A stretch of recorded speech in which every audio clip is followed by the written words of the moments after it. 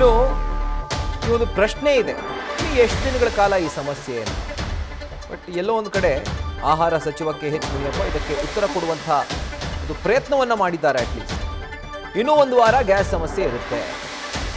Gas ಸಮಸ್ಯೆ ಈಗ ಸದ್ಯಕ್ಕೆ ಇದೆ, ಒಂದು ವಾರ ಆದಮೇಲೆ ಸರಿ ಹೋಗುತ್ತೆ. ಈ ರೀತಿಯಾಗಿ ವಿಧಾನಸೌಧದಲ್ಲೇ ಅವ್ರು ಹೇಳಿರುವಂಥದ್ದು. ನಮ್ಮ ಹತ್ರ ಸ್ಟಾಕ್ ಇದೆ, ಆದರೆ ಅವಶ್ಯಕತೆಗೆ ತಕ್ಕಷ್ಟಿಲ್ಲ.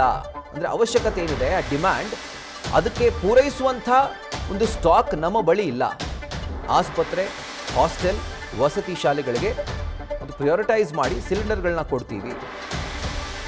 ಹೋಟೆಲ್ಗಳಲ್ಲಿ ಎಲೆಕ್ಟ್ರಿಕ್ ಸ್ಟವ್ ಬಳಸಿದ್ರೆ ಒಳ್ಳೆಯದು ಅನ್ನುವಂಥ ಒಂದು ಕಿವಿ ಮಾತನ್ನು ಕೂಡ ಆಹಾರ ಸಚಿವ KH ಮುನಿಯಪ್ಪ ಹೇಳಿದ್ದಾರೆ.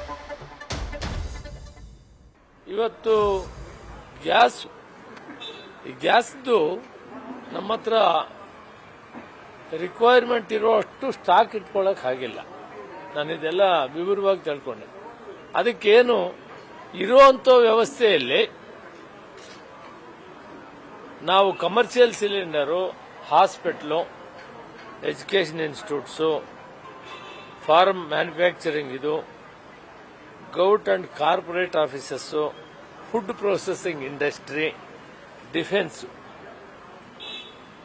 ಅತಿ ಎಸೆನ್ಷಿಯಲ್ ಸರ್ವಿಸ್. ಈಗ ಹಾಸ್ಟೆಲ್ಗೆ ಮತ್ತು ಶಾಲೆಗಳಿಗೆ, ರೆಸಿಡೆನ್ಷಿಯಲ್ ಸ್ಕೂಲ್ಸ್ಗೆ ಬೇಕೇ ಬೇಕು, ಹಾಸ್ಪಿಟ್ಲಿಗೆ ಬೇಕೇ ಬೇಕು. ಇದಕ್ಕೆ ಪೂರಕವಾಗಿ ತಯಾರು ಮಾಡುವಂಥ ಪದಾರ್ಥಗಳು ತಯಾರು ಮಾಡುವಂಥ ಕಡೆ, ಔಷಧಿ ತಯಾರು ಮಾಡೋ ಕಡೆ ಅಂತ ಇದಕ್ಕೂ ಕೂಡ ಅದನ್ನು ವ್ಯವಸ್ಥೆ ಮಾಡುವಂಥದ್ದನ್ನ ಏರ್ಪಾಟ್ ಮಾಡಿದ್ದೀವಿ. ಅದು ಕೂಡ ಮಿತಿಯಾಗಿ ಬೆಳೆಸಬೇಕು ಅಂತ ಕೂಡ ಹೇಳಿದೆ. ಈಗಾಗಲೇ 2 ಶಿಪ್ ಬಂದಿರೋದು ನನ್ನ ಸದನದಲ್ಲಿ ಹೇಳಿದ್ದೇನೆ, ಬರ್ತಾ ಇದೆ. ಅದಾದ ಮೇಲೆ ಮತ್ತೆ ಇನ್ನೂ 10-12 ಶಿಪ್ ಕ್ಯೂನಲ್ಲಿವೆ.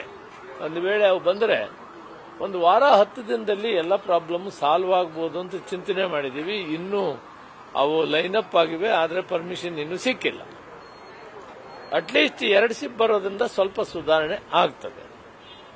ಆ ಬರೋ ತನಕ ಒಂದು 8-10 ದಿನ ಆಗ್ತದೆ. ಇದನ್ನು ಮತ್ತೆ ಇದು ಮಾಡಬೇಕಾದ್ರೆ ಇರೋದ್ರಲ್ಲಿ ನಾವೀಗ ಇಷ್ಟು ಎಸೆನ್ಷಿಯಲ್ ಆಗಿ ತೀರಾ ಅವಶ್ಯಕತೆ ಇರುವಂಥ ಜಾಗಗಳಲ್ಲಿ ಈ ಕಮರ್ಷಿಯಲ್ ಅನ್ನು ಕೊಡ್ತೇವೆ. ಹೋಲ್ ಮಾಲೀಕರನ್ನು ಕರೆಸಿದ್ದೆ, ಚಾಮರಾಜ್ ಅಧ್ಯಕ್ಷರು ಮತ್ತು ಕಾರ್ಯದರ್ಶಿಗಳು, ಜಂಟಿ ಕಾರ್ಯದರ್ಶಿಗಳು ಎಲ್ಲ ಕೂಡ ಬಂದಿದ್ರು. ಅವ್ರಿಗೂ ಕೂಡ ಹೇಳಿದೆ, ಇಂತಹ ಸಂದಿಗ್ಧ ಪರಿಸ್ಥಿತಿಯಲ್ಲಿ ನೀವು ಕೂಡ ಸಹಕರಿಸಬೇಕು. ಕಮರ್ಷಿಯಲ್ ಸಿಲಿಂಡರ್ಸ್ ಅವರೇ ನೀವೆಷ್ಟು ಬೇಕೋ ಅಷ್ಟು ಕೊಡ್ತೀವಿ ಅನ್ನೋ ಕಾಲ ಒಂದಿತ್ತು. ಡಿಮ್ಯಾಂಡ್ ಎಷ್ಟಿದೆ ಅಷ್ಟು ಕೊಡ್ತಾ ಇದ್ರು. ಆದರೆ ಆಯಿಲ್ ಕಾರ್ಪೊರೇಷನ್ ಯಾವುದೇ ಕಾರಣದಿಂದ ಯಾವುದೇ ರೀತಿಯಲ್ಲಿ ಅವ್ರದ್ದು ತಡೆ ಇಲ್ಲ, ಅವ್ರ ಹತ್ರ ಸ್ಟಾಕ್ ಇಲ್ಲ. ಆದ್ರಿಂದ ಇಂಥ ಪರಿಸ್ಥಿತಿಯಲ್ಲಿ ಎಲೆಕ್ಟ್ರಿಕ್ ಸ್ಟವ್ ಉಪಯೋಗಿಸೋದು, ಬೇರೆ ಬೇರೆ ಸದ್ಯಕ್ಕೆ ಟೆಂಪರರಿ ಅರೇಂಜ್ಮೆಂಟ್ಸ್ ಮಾಡ್ಕೋಬೇಕು ಮತ್ತು ಮಿತಿವ್ಯಯ ಮಾಡಬೇಕು. ಅದನ್ನು ಮಾಡ್ಕೊಳ್ಳೋದ್ರ ಮುಖಾಂತರ ಒಂದು ವಾರದ ದಿನ ಸುಧಾರಿಸಿದ್ರೆ ಪರಿಸ್ಥಿತಿ ಒಂದು ಸರಿ ಹೋಗ್ತದೆ ಅಂತ ಒಂದು ಭಾವನೆ ಇದೆ. ಇದನ್ನ ಕಮರ್ಷಿಯಲ್ ಉಪಯೋಗಿಸೋರು, ಅದರಲ್ಲಿ ವಿಶೇಷವಾಗಿ ಹೋಟೆಲ್ನವರು ಇದನ್ನ ಮಾಡ್ಕೊಳ್ಬೇಕಾಗ್ತದೆ ಅಂತ ನಾನಿವತ್ತು ಸಲಹೆ ಕೊಟ್ಟಿದ್ದೀನಿ. ಒಂದು ವೇಳೆ ಆದಷ್ಟು ಬೇಗ ಆದ ತಕ್ಷಣ ಅವರೆಲ್ಲರಿಗೂ ಕೂಡ ನಾವು ಬಿಡುಗಡೆ ಮಾಡ್ತೀವಿ.